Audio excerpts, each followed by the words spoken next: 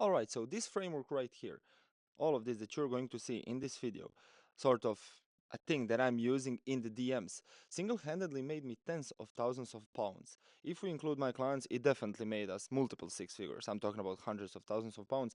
And this is definitely something helpful and useful when it comes to just doing cold outbound, let alone dealing with someone warm. Because I'd like to say that this is paid ads on steroids, because you can literally turn anyone into a warm lead with no extra efforts, I'd say, as long as you master this one. Because essentially, everything is tailored about around making your prospects feel comfortable in your environment, which is something that I'm constantly talking about in all of my YouTube videos. Now, there are few different steps, starting with conversing process, then the booking process, and just the visualization part that I like to constantly uh, I'd say paint out as some sort of a picture, because I read a study somewhere. I'm constantly talking about it and I'm getting bored to myself already, but it's actually so true, because I read a study somewhere that we as humans have 9,000 times more nerves between our eyes and our brain than we do between our ears and our brain. So with that being said, everything pretty much put out there visually is so much easier to absorb and actually implement than just by listening, so that's exactly the philosophy I'm kind of following. But yeah, to begin with, we start with the conversing process, obviously after getting a reply, but that's a story for another video. We start with the conversing process. As soon as you get the reply, you just need to find some sort of a common ground. Why? Because we as humans as well, some sort of um, I'd say from some sort of a psychological side of things, we just like to be surrounded with people that are not making us feel unease, I'd say, that are making us feel just comfortable, and as soon as you found a common ground with someone, that's already a green flag in their books, because they say like, okay, this guy is, I'd say, credible enough for us to continue the conversation further.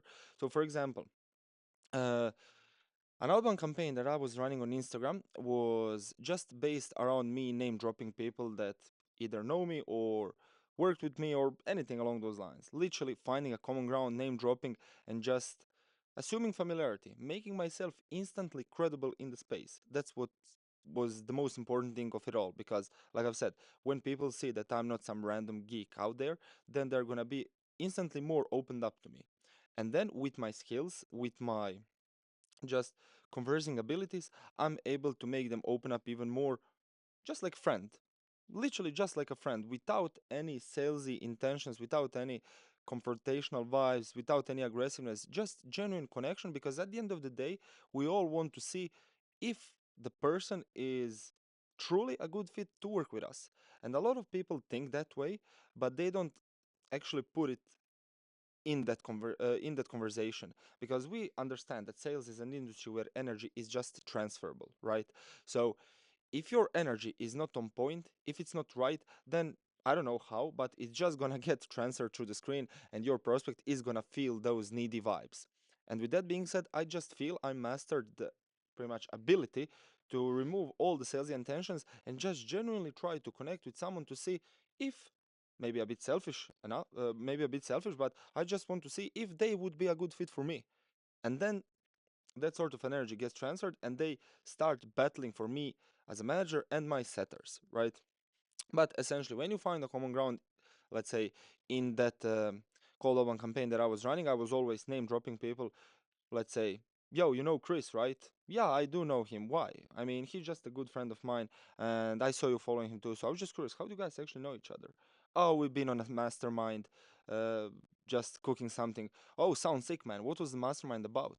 You see, the reason I underlined this sort of uh, this word right here is simply because I felt that's the one that I should dive deeper into. Like, I just felt it's the most relatable, most relevant topic to dive deeper into and to expand on. Sounds sick, man. What was the mastermind about? Oh, it was something about paid ads. We learned how to run paid ads more profitable. Oh shit, paid ads. That's so sick. Like, just recently, me and my client hit 42x return on ad spend. So, you know, the way we did it is simply by having a setter who was doing it all for us. Have you tried something like that? And you see, just step by step, slowly progressing and diving deeper into the specific topic of the convo that you chose is pretty much, I'd say, most relevant, right? Obviously, it's easier said than done, but nothing comes easy when it comes to taking action with it, when it comes to implementing. But taking action is truly the key to learning, and that's how I pretty much became a master of my own approach. I think I even just founded it in a way, because I've never seen anyone doing it this way, because everyone is just like, oh, name drop, right? Yeah, I do. What's up? Oh, he's actually a real good friend of mine. We're doing some business. So, how's your business going? Something super generic, super terrible, which is not right. It all needs to be chronological, which is something that you will see in this illustration right here. But before that, let's put another example. I don't know, you know Chris, right? Yeah, how do you know each other? So you're following him, classic procedure. We have a same mentor. Love that man. Who is the mentor? Oh, it's a guy named XYZ, and we've been dealing with making myself go viral, making myself scale, whatever. Oh, scale, sick. I mean, viral? Do you think going viral will help you scale? Oh yeah, absolutely. I'm just posting more Croatia related contents and stuff. Okay, perfect. I mean, I'm posting some sort of the thing as well, and it turned out to be really useful because I started seeing more and more ICP coming my way without me even having to run any ads. And then I just convert them with a setter who is just constantly reaching out to them. Oh shit, a setter, that sounds interesting. And you can literally, whatever the topic of the conversation is, as long as you're intelligent, as long as you know how to actually do it, you can just turn it in your favor whenever you want. Whatever the topic is, it can still end up being something that you need. In my case, that would be appointment setters, sales backend systems, booking calls, closing calls, whatever, literally whatever. Same with the third example. Uh, hey man, you know Chris, right? Yeah, I did business with him. Sick, bro. You guys must have been cooking something big. Like, may I ask, what is it that you boys did together? Oh, it was something about XYZ. Standard, literally standard procedure. The main takeaway is that every single message of your prospect, this is crucial, this is absolutely crucial. Every single message of your prospect has a meaning behind it, like a secret meaning, I'd say. And it's on us to analyze, to think outside the box, to keep our eyes open, like wide open, and just see, like, okay, what's the real meaning? And with every single message that you will receive from your prospect, you just need to kind of analyze, and pretty much you can just underline the message and be like, okay, so which one of these is the most relevant topic that I should expand on? And I'm gonna show you exact example right here, because this is one of the conversations that I've just recently had with someone that ended up in a booked call. But essentially, especially when it comes to talking with busy people who just know the game, who just wait, am I recording? Yeah, who just know the game, who just understand how your entire sales structure is looking like, and who are just busy. You just constantly need to be giving them a reason to continue messaging with you, which is exactly why you're choosing one, the most relevant topic, and two, you're instantly finding a common ground, because that's what triggers curiosity. That's literally what triggers curiosity, to give them a reason to continue having a convo with you. And then, since they're busy, since they know the game, you just cut the bullshit, and that's it. You need to cut the crap and be like, okay, this is what I do, this is what you get. Is that something you might potentially even be interested in? Is it something you need? Like, just to cut the bullshit, even though it seems like you're absolutely smashing it already. I'm just curious, and then ask a question, right? And the thing is that in those things, you never assume. Instead of saying, oh, you must have been killing it, I bet you're killing it, whatever, whatever of an assumption you can think of, you should always just ask rather than assume. That's one of the most basic principles in sales, but a lot of people seem to neglect it, or they just naturally say it, which then gives off a massive red flag in the prospect's eyes. Instead of assuming, just ask. You can just give an observation, even. Oh, it seems to me like you're killing it, let's say based of their personal brand, based of their YouTube, based of their whatever results that you've maybe been seeing around that are related to them. it just seems, and you have a right reason to feel so. It's like a subjective opinion, so it's not an assumption. And then if they ask, why do you feel so? Like, what makes you think so? You just give a reason and continue on. Like, you're not assuming, but you're just observing and giving them a light-hearted compliment or a sort of credit for what they've done, right? And then when it comes to an actual conversing slash booking process, this right here, like I've said earlier, is one of the examples, one of the conversations that I've had with the prospect. Unfortunately, I didn't manage to close it, but at the end of the day, my strongest weapon is booking calls and making people warm through the DMs. So I'm not finding reasons like a little bitch, but yeah, I could have definitely done better in closing, but that's kind of off topic. A story for another day. What I've managed to do is pretty much book them in, and they were interested. They were interested enough to book that call and to commit because their point of impulse was this high.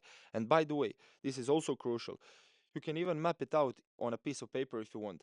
As you're having a conversation with your prospects, you could just mark, let's say, their points of impulse, and then make a diagram. Let's say if their point of impulse is here, and then with the next question it's here, with the third question is here, and it's constantly growing and growing and growing, you can just be marking that and see, okay, when is it that they are going to be at the highest point of impulse.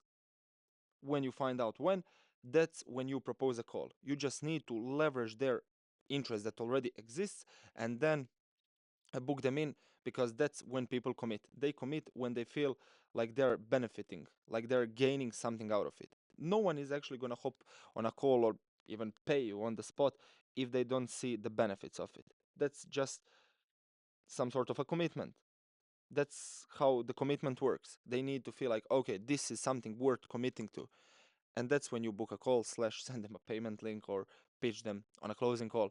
But example, me and the guy were just talking. I didn't put the beginning of the conversation because it was literally along these lines right here, you see, just common ground, constantly diving step by step deeper in the situation.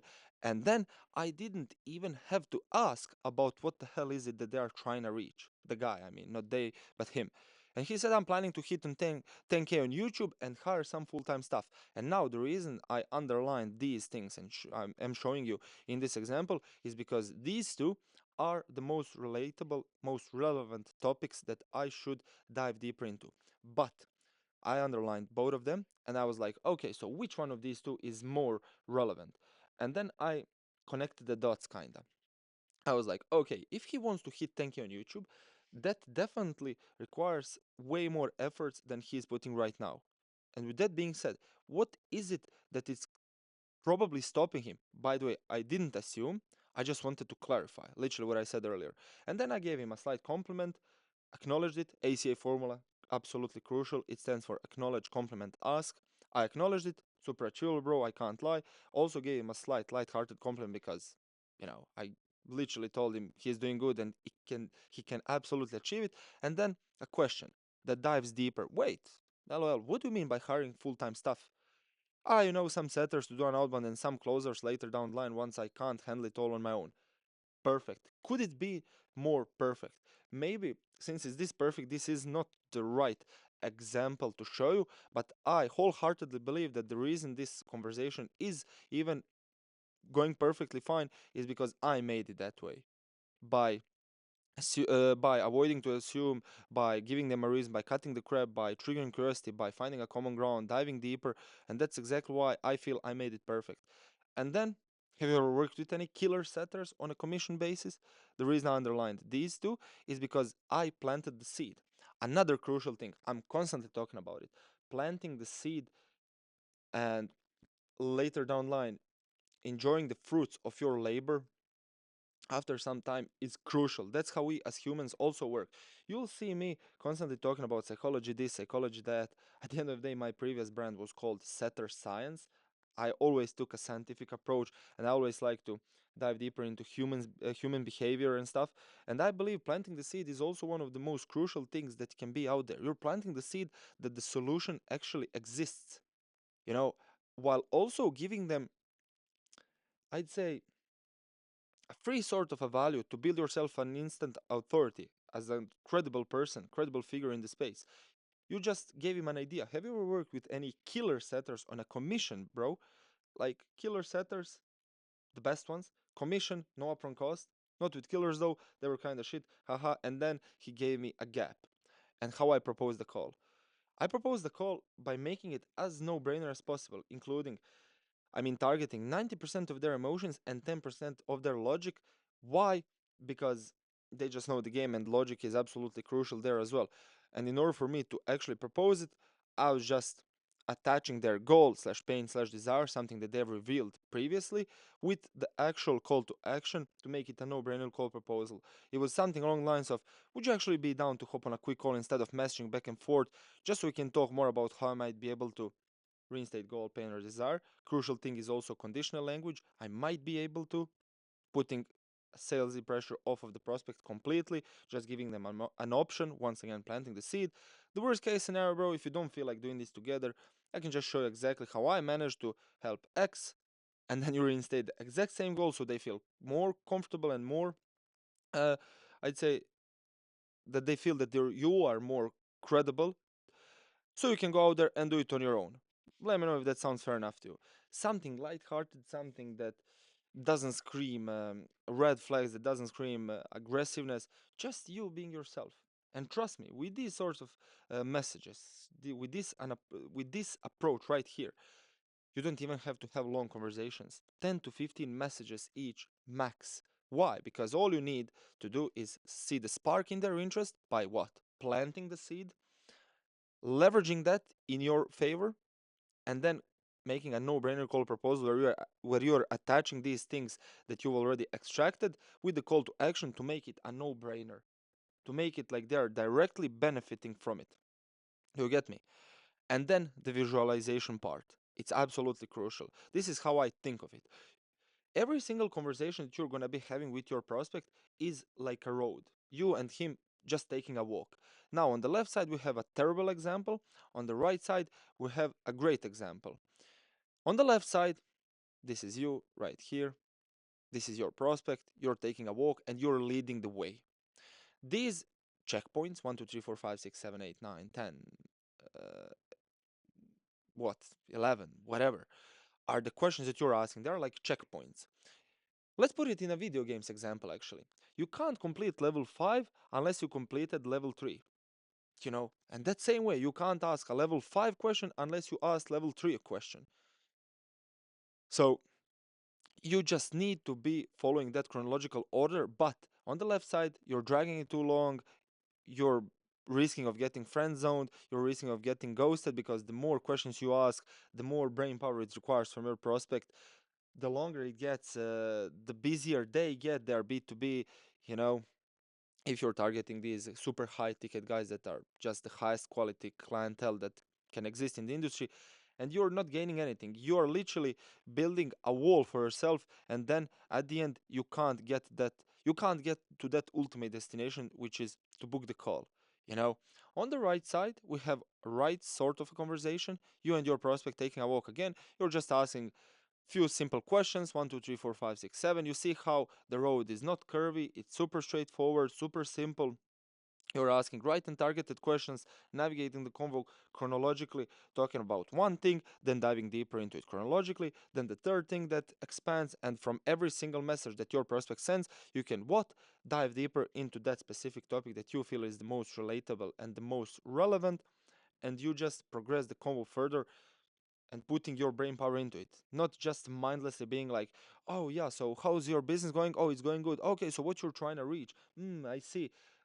What have you tried to get there? These bullshit questions about pain, goal, desire, asking them what's been stopping them from reaching so is an absolute piece of crap. So I don't believe in it anymore because I feel it worked 2 or 3 years ago, even 10 years ago. So it's completely outdated and it's by far one of the biggest red flags that you can possibly raise, because 99.9 of the people, uh, percent of the people are asking that sort of a question. And what you need to do with your questions, with your approach, with your genuine interest in their situation is make them know you, like you, trust you, and by doing so, you just generate interest and make yourself stand out from the crowd. Because at the end of the day, something I'm constantly talking about is that nowadays, in the society where everyone is selling some shitty life-changing products, no one is buying in that crap anymore. They're buying in the other people. People buy into people, not into products. I would rather buy into someone than into something, right? And that's what you need to make them realize throughout the conversation, that you are the right fit for them on the human level, you know, not just I'd say formally, but on a human level, because you want for them to know you, like you, and fully trust you, because trust has never been lower. Trust rate has drastically dropped down, and in the world where no one trusts no one, we need to be the ones that will just realize, okay, we're the right fit for it. And then obviously when it comes to qualifying, you can just see how qualified they are based on their personal brand, but that's a story for another day, something that I'm gonna cover in the next video. Hopefully this was helpful. Any sort of a question, let me know. You know where to find me. And thanks for watching, and I'll see you soon. Keep grinding.